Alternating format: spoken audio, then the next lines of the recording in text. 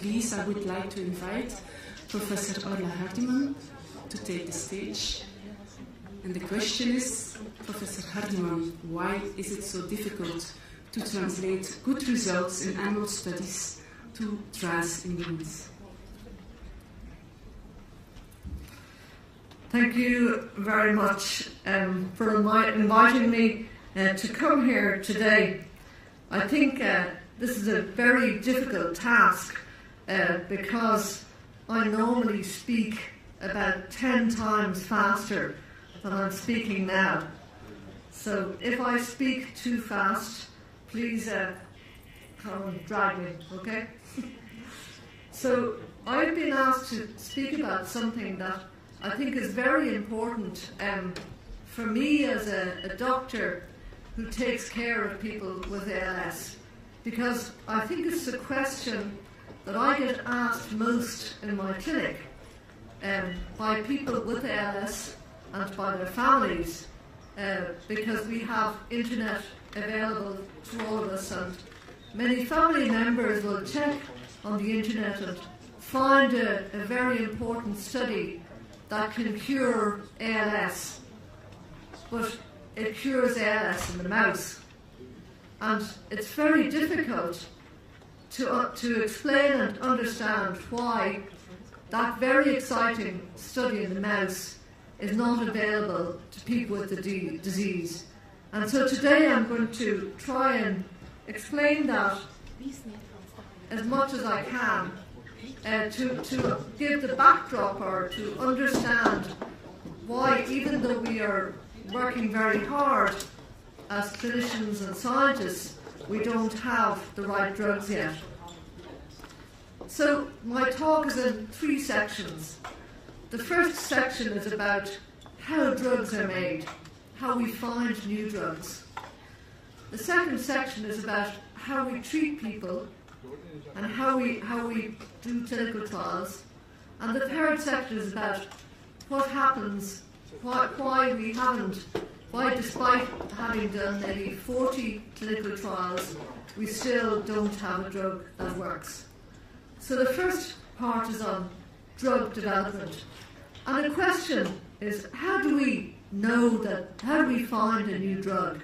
We have a disease or a condition or a symptom, and we have drugs available to us. Many of us take aspirin if we have a headache, or we take other drugs. And the question is, how do we find these drugs in the first place? And really there are 4 ways that I think that drugs are developed. And they're listed here: pre-existing knowledge, the prepared mind, an observation made by somebody who wasn't expecting it, pure coincidence, and then the scientific approach, which I think Lucy will discuss after in the next one of the next speakers. So these are examples of drugs that we developed because of lore or folklore or pre-existing knowledge that our ancestors had developed by trial and error. So I don't know if anybody can guess what these drugs are, but this is aspirin from the white willow. This one is opium, which is morphine and all of the opioid drugs, which is made from the poppy, and of course is also a drug of abuse. And the third one is atropine or hyoscine, and sometimes we use these drugs to dry secretions in people with ALS. So these drugs developed because our ancestors knew about them. They knew about the bark of the willow, for example, that it would relieve inflammation. And we were able to purify the chemicals in these previously known plants. Of course, another very famous way of developing drugs was almost by accident. This is Alexander Fleming, who discovered penicillin. And he didn't set out, it wasn't his plan that day to discover a new antibiotic. He happened upon it, and the story is well known.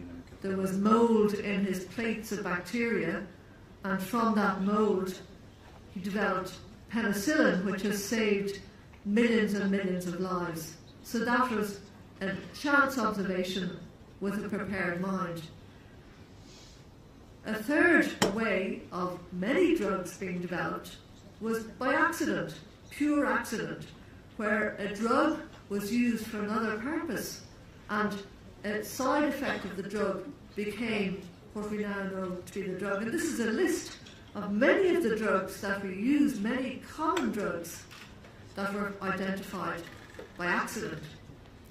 So, historically, many of the drugs that we have today were found in these ways. But of course, science moves on, and there's been an explosion in scientific research over the past 50 years. And we move to a more scientific way of trying to develop drugs. So the approaches that we take nowadays are to develop a drug or a chemical in a laboratory setting based on what we know about the disease, and test that drug in what we would call a model of the disease, perhaps in a test tube first, or maybe in a worm, or maybe in a fish or in a mouse, and understand how that drug is working in that model, and from that trying to build a new molecule or a new drug that can work in people. And in ALS there has been quite a lot of research undertaken using this approach, and we use things like motor neurons, the nerves that die in ALS, in a laboratory dish. We can take them from mice or from rats, and we can grow them in a dish, and we can look at see what drugs work on these motor neurons. Or we can use mice, and we have a mouse that develops a form of ALS because the mouse has an ALS gene in its genetics. The mouse has been engineered to generate a new type of mouse that develops ALS. It's called the transgenic SOD1 mouse.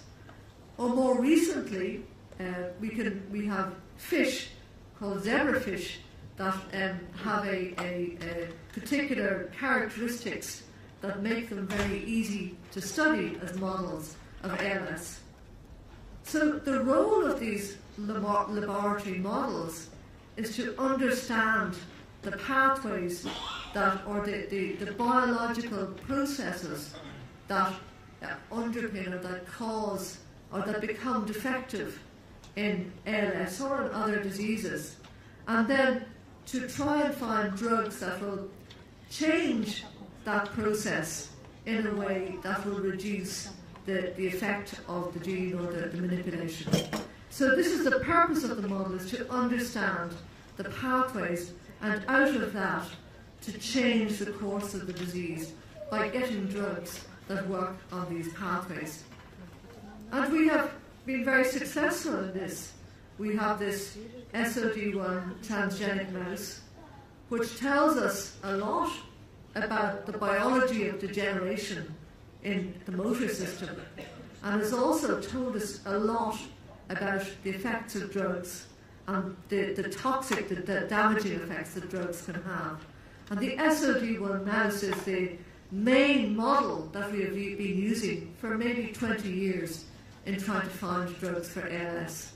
This is a graph of the papers, the scientific publications that have been made based on the SOD1 mouse. So over 2,000 publications on the SOD1 mouse in the last 20 years since the mouse was developed. So 2,000 publications, millions of dollars, millions of euros on this mouse. And it has taught us a lot. It has taught us about the pathways that can become disrupted or defective in ALS that is caused by this gene, SOD1. And this is just a list of the things that we think happen when SOD1 is defective or abnormal in cells. And the right side there is a cartoon of all the things that can happen. So we know a huge amount about this mouse, and we know a huge amount about the biology of this mouse, and we have developed many, many drugs using this mouse. We've developed drugs in these areas in red that I have identified. So we have many, many drugs that we have seen are effective in the mouse.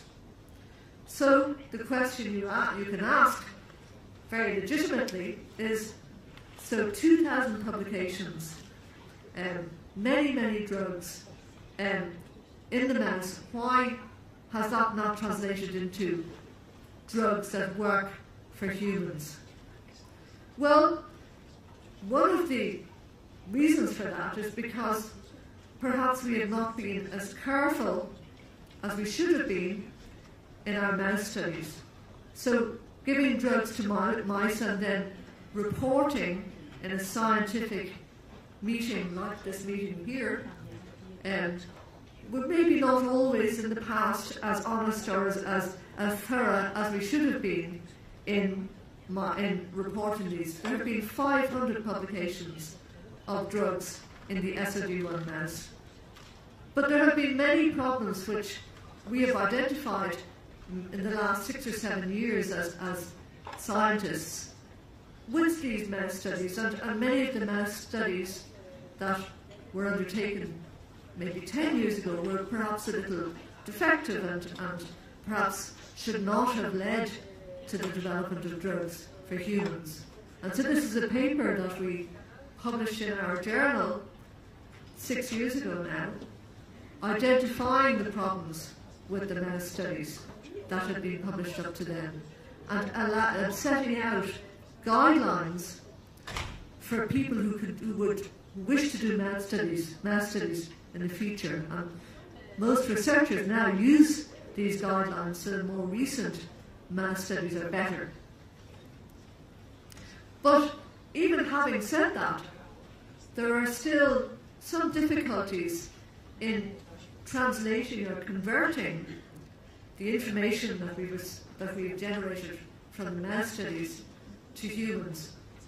And the reasons for this, I suppose, are obvious. First of all, mice are not human. Most of the studies have been in very small numbers of mice, and the mice all come from the same strain. It would be like studying people from one large family in Brussels, and everybody having a very similar genetic background and looking very similar. So the differences between these mice and mice that we find in our garden are quite large, and the differences between mice and humans are even greater. And there are also some technical problems with the mouse studies which relate to how we measure the effects of the drugs. So the problem with mouse studies is that they're very useful because they tell us a lot about what's going on in a model setting, and that allows us to understand the science behind most of what's happening within the cells, but they're limited in terms of our ability to transfer that knowledge directly to humans with the disease. And that's because the anatomy, the nervous system in the mouse, is also a little different from the nervous system in the humans. And of course, humans are genetically very different. We all have slight differences in our DNA, which Leonard is going to talk about.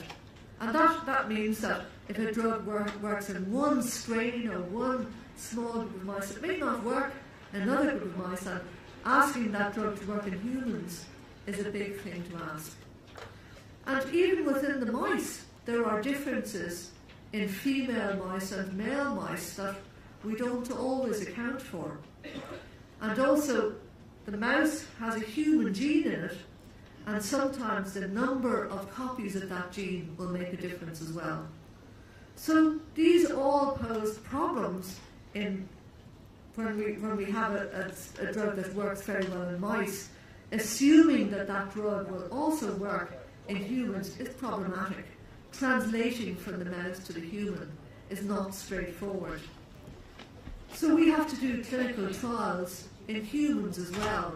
So we find a drug that may have an effect, a good effect in the mouse, and the science is right, the biology is right, the pathways are right, but we still have to go ahead and try that drug in humans.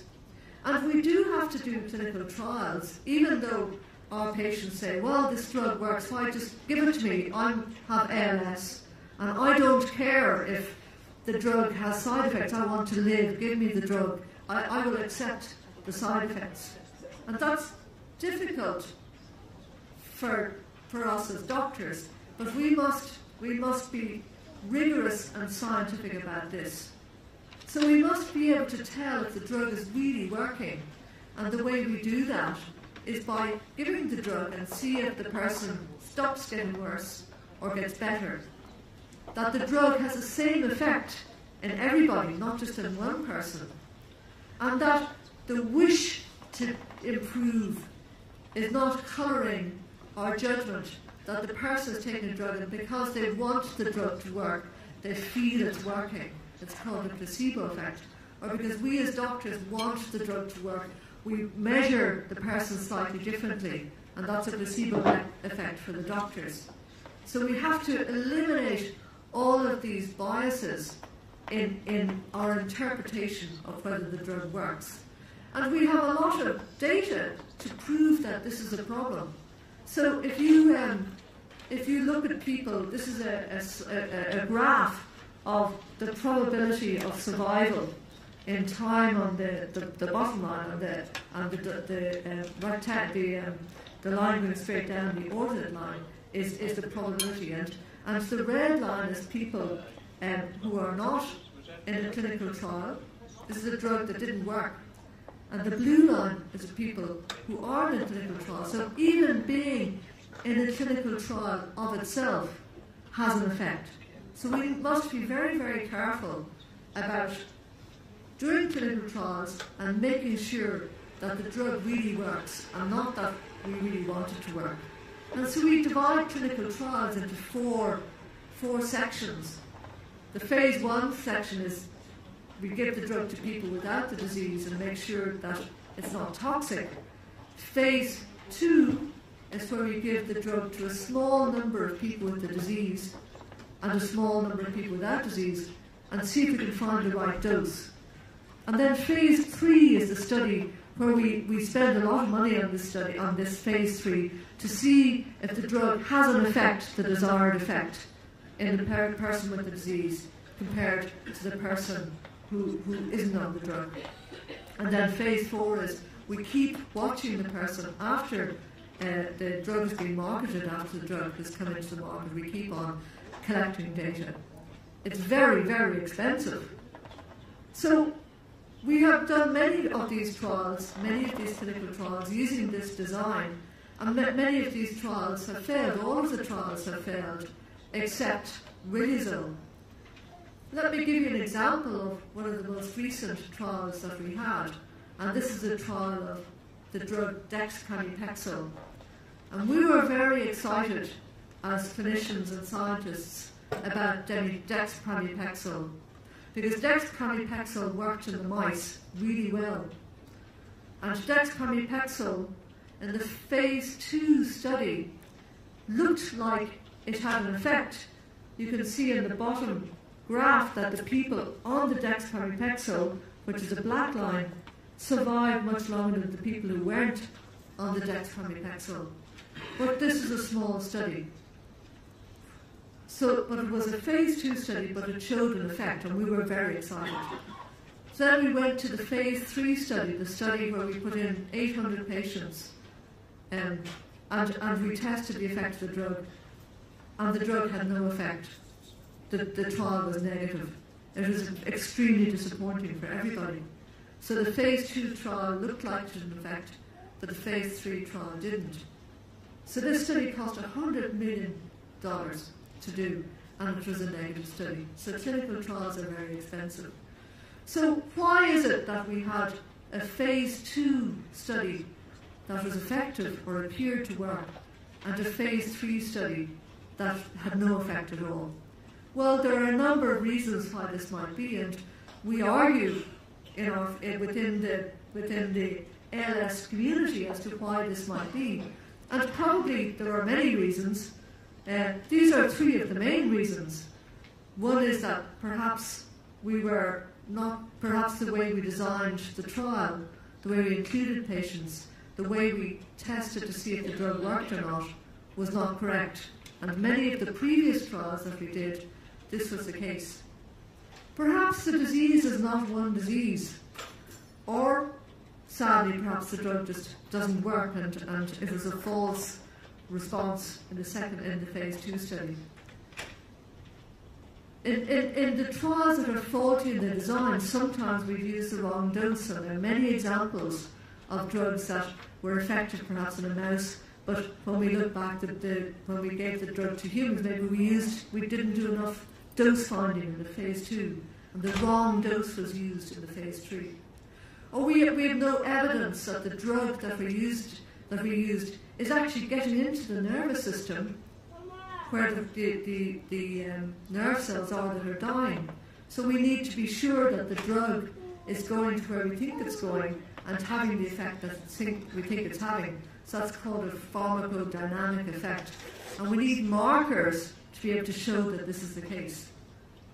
And then the third possibility is that perhaps many of the drugs that have failed because we used very large groups of patients, and maybe there were smaller groups within those groups where the drug really is effective, and we missed that effect. And that gets us to the idea that ALS is not a single disease. ALS is probably more than one condition, and we need to get cleverer about identifying the different subgroups so that we can get the right drug to the right subgroup of people. So what's the evidence that ALS is heterogeneous? Well, this is a slide that Stan Appel, one of our colleagues, lent me, and you can see that in the ALS mouse that what happens to ALS mouse is they develop the disease and then they have this trajectory of decline, which is fairly standard for all the mice. They all look kind of the same. And you can identify people with ALS who have a pattern that's quite similar. But of course that's just one patient, and there are other patients who have a much slower course, and there are other patients that are kind of the same, and then there are patients that have a very rapid course.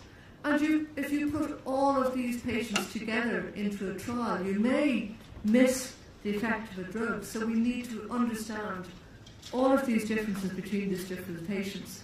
So why is ALS such a heterogeneous? Why does it differ between patients? Well, there are probably many factors, and one of the factors that we know about, which Leonard is going to talk about, are the genetic factors. We know that there are at least 20 genes now that cause ALS, and they don't all do the same thing. The most important gene is C9orf72, the big yellow bubble there. And that accounts for 11% of ALS in Europe, much less in Asia. But C9orf72 related ALS looks different and behaves differently from other types of ALS. So perhaps we should select out, to start off with, those who have the C9orf gene, because they behave a little differently. It's a different type of disease. We also know that there are other genes that cause ALS, and these differ across populations, and I think Leonard may speak a little bit about this, but this is a study that we did where we looked at the frequency of the known genes in Ireland and in Italy. And for example, we have about 50% of our familial ALS is caused by C9orf in Ireland and also in Italy. But look at SOD1. We have no SOD1 in Ireland, whereas the Italians have 12% of SOD1 in familial ALS. So the cause of the disease might differ as well, not just the genetics, but what happens afterwards. And this is a slide, I think I stole this from you, Leonard, showing the different possible mechanisms that can happen. And if you use a drug, for example, that has an effect in one area, but that area is not very important in a patient subgroup, then that drug is not going to work. So we have to get better at identifying the different types of patients and the different types of disease pathways that can happen. So how do we fix this? Well, we need to get cleverer with how we identify ALS and how we subtype, because heterogeneity is probably going to be very important. So some of the solutions that we should have would be, well, the drug doesn't work, we have to get better at finding drugs, and we have to get better at screening for new drugs, and we have to perhaps use drugs that don't just act on one part of the pathway that's disrupted, maybe a drug that works on many parts, or maybe drugs that work together. And we know from cancer treatments that there are very few cancers that respond to just one treatment. Most cancers you need a number of different treatments to make the cancer stop or to get rid of the cancer cells. We need to be better at designing our clinical trials, and as a community we are getting better, and one of the leaders in this, I suppose, is in the room here. Leonard is, as our leader of NCALS, of the European Network for the Cure of ALS, we're looking to try and develop new designs for new clinical trials. We need to be better at identifying the correct dose, that's called pharmacokinetics, to identify the way the dose works at the target that the drug is acting on. And we need to get better at what I call the pharmacodynamics, so we're making sure that the drug is getting to where we want it to get, and having some kind of readout or marker that will allow us to say that yes, the drug didn't work, but we're sure that the drug got to where it's supposed to be, because we're not always very good at that. And then we need to be better at selecting out the different groups of patients. And that's the job of people like me who see lots of patients in our clinics, to try and understand and be clever about how we subgroup people, try and do as much as we can about understanding the disease in people. And we need your help for that. We need the help of the people who have ALS to allow us to study this. It's called deep phenotyping. It's looking at the person in as much depth as we can to try and understand why people are different.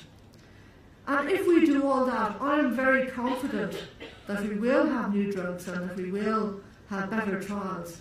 Even though we've been maybe 20 years at the game trying to find drugs, we have learned a huge amount, and we are putting this learning to good effect. And I'm very confident that this learning will, in not too distant future, help us to develop much better drugs and design much better trials with much better outcomes.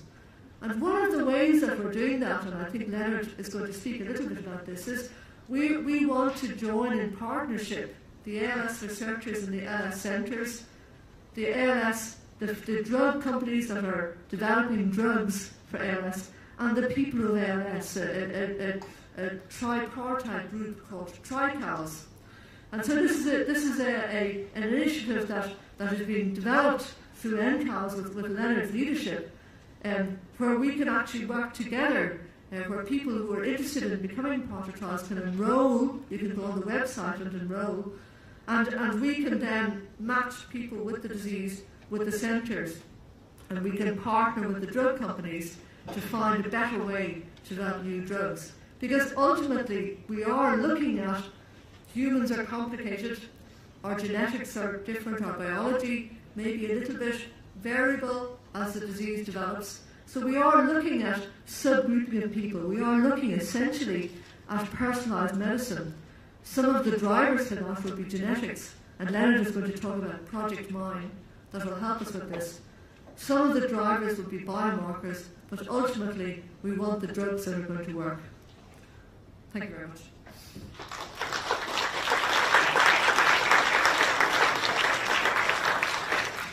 Thank you, Professor Hardiman, for this clear analysis and most of all for the solutions you presented. And on time.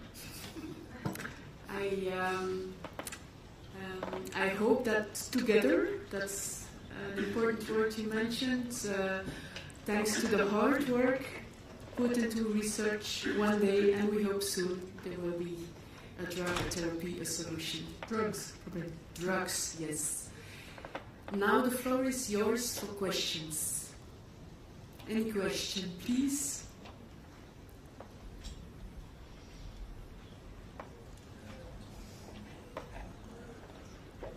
Thank you very much for this, but I wonder, have we thrown away many drugs, possible drugs, like the Italians?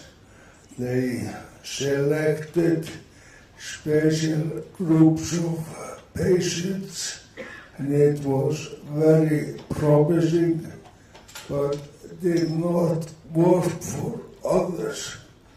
And then we banned it. So maybe we need to select, like you say. Thank you. I think the question about whether we've thrown away good drugs is a really good one, and the answer may well, unfortunately, be yes. When I was flying on the airplane this morning from Dublin to Brussels, I was reading The Economist, and there's a piece in The Economist, a little news item about the pharma industry and the cost of developing new drugs, and it's in the order of billions for an effective new drug. So we must get cleverer about how we select drugs, and that if a drug, there's a point from when a drug finishes in the model and to the point where it gets to a phase 2, that's known in the industry as the valley of death. And it's where people like Leonard and Lucy and I, maybe in the lab, have a compound that works very well, and we've managed to raise maybe 2 or 3 million, but there's a gap then in funding to get to the next level, and the drug may die in that gap. It may never get to a point where it can be tested properly because of cost.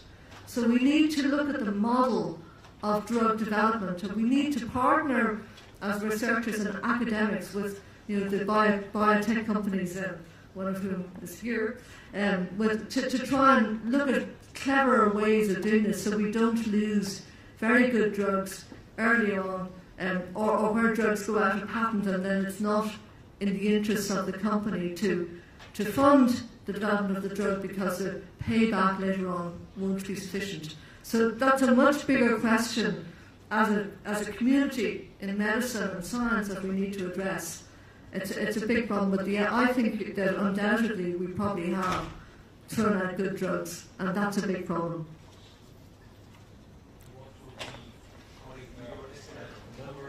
Drugs that are in phase 3. The number of drugs in phase 3, you might know that, Lucy, at the moment. Yeah, not in Europe. We have there's one big one in Europe, the Nacional, that's just starting. That's phase 3. And cytokinetics is going to phase 3. Yeah. So not that many large phase 3 studies at the moment. I think dexpramipexole had a very bad effect on the community, because it was such a promising drug and it failed so spectacularly. It made us stop and think about what we're doing. But that's good also. And there's a lot of data we can still obtain from that study, even though it was a negative study. There's much data that we can learn from within that study that we need to learn from. Also, the model of doing drug trials, like I said, we need to rethink that. And I think Leonard's idea of tricals and a much tighter partnership and in the US, of course, is NEALS, which is a nice tight partnership as well. We need to get better at doing those sorts of things so that we get into phase 3 earlier with better design and not as expensive.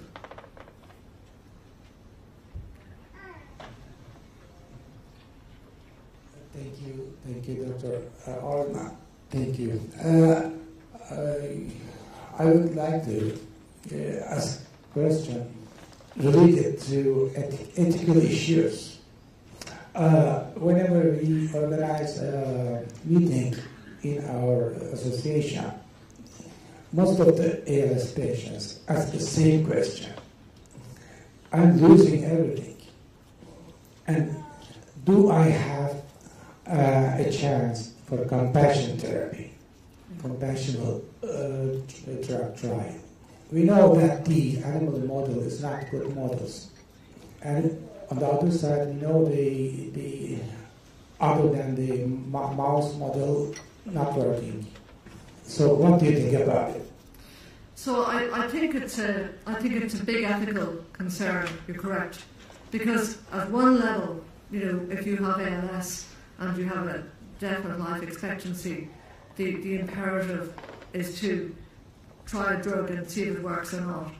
And then, of course, the dilemma that we have as clinicians is to make sure that everybody with ALS gets the chance to have a drug that really works. And so it's not. I don't think it's something that that I can answer from the podium here, because it's a genuine ethical dilemma. Because if you give a drug for compassionate use and then you monitor it, you run into the problem of, is the drug working? Is there a placebo effect? Is this person a typical ALS person? Are they, so it may be very difficult to interpret what's happening with the drug, and that in turn may cause difficulties then in testing the drug in a proper controlled clinical trial setting. So I think it's a very difficult dilemma. We have discussed this at length in NCALS. Do you want to comment on that, Leonard, about the ethical issues? Because were you listening?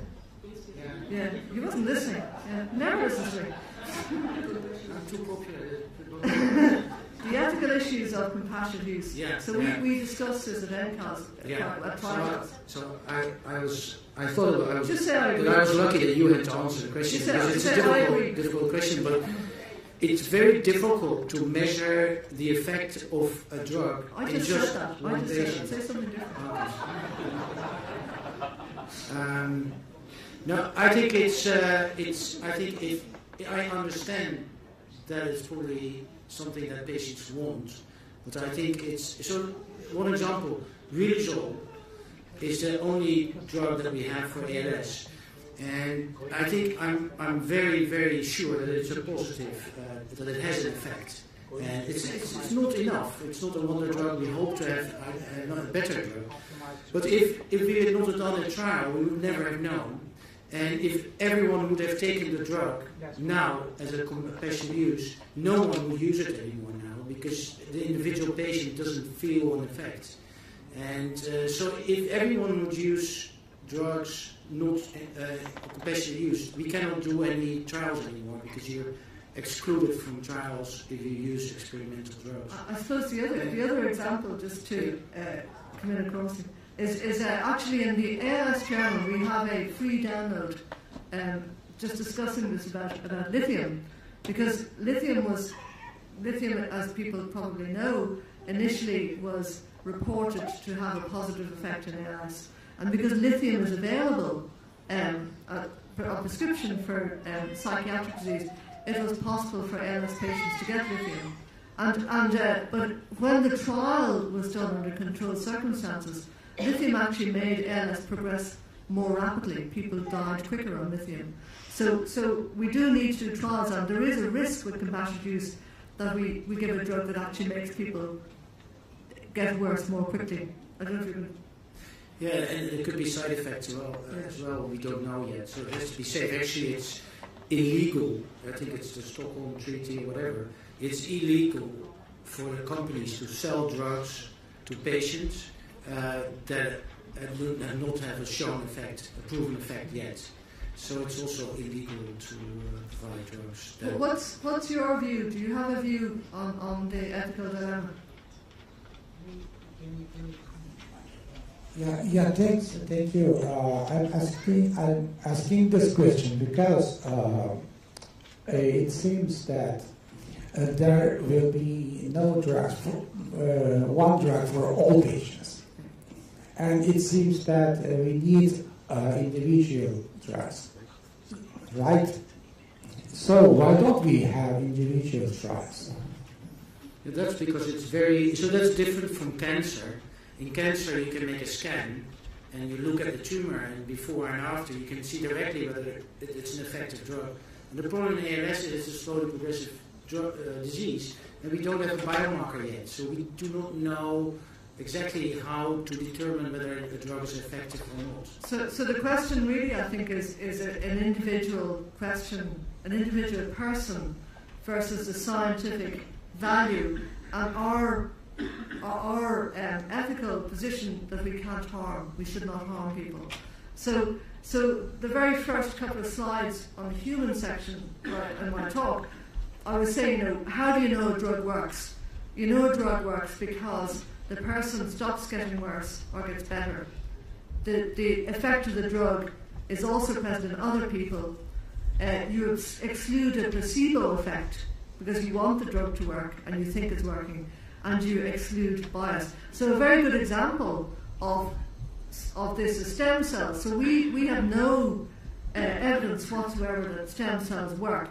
Yet if you go onto the unregulated stem cell websites, which are usually in places that are not very well regulated, you will have many, many, many patient testimonials saying, I had ALS and my ALS got better with stem cells. But we know scientifically, when you study people, that that's not the case. So the question really you're posing is a question of you as an individual who has ALS. You have individual autonomous rights and desires to take something that you think might make it better, and that's juxtaposed or that's opposed or I suppose in conjunction with the position that we have as prescribers who are empathic towards your disease and your position that you're in, but also have to see all the other people in addition to you who have the disease. And that's the ethical dilemma. It's a dilemma of the individual autonomy against our obligations to the disease as a whole. And it's a very difficult dilemma to resolve because you have rights and you're autonomous, but we have obligations. And it's a very difficult place to go. But there is, of course, always one exception, and that is if in the phase 2 trial, as you showed, the drug is given to a small number of patients. If it would be a drug that stops the disease or even makes the disease better, then you have a very short trial, of course. Then you don't have to do these very long trials. So if it's a wonder drug, if it's a very effective drug, then it will be a short trial, and then we will be in favor of giving it to everyone on compassionate use as well. That's exactly right. If we had a drug like penicillin for bacterial infection, you would have to do a trial of maybe 10 people because everybody would get better. But unfortunately, ALS is a much more complicated. Neurodegeneration is a much more complicated. It's the biggest challenge of the 21st century. Neurodegenerative diseases in the European Commission have been identified as the single biggest challenge to health economics in the world because they're related to aging and our population's aging. So these are difficult diseases. We don't have proper markers. You can't take a piece of the part of the tissue that's damaged in ALS because it's the brain. So we can't take it like we can do in cancer. We're getting better. We're getting better at doing brain scans. We're getting better at getting little chemicals that can tag onto bits of the brain that are defective. So the technology is improving, and once we can get to a point where we have something really effective that says this drug is doing this in the brain, and we can measure this in the brain, and it's getting better, then we could have a trial of a much smaller number of people. But we're not there yet. We're getting there, but we're not there yet. Thank you. Thank you very much. We are looking forward for the next speaker. Professor Van den Berg, could you please give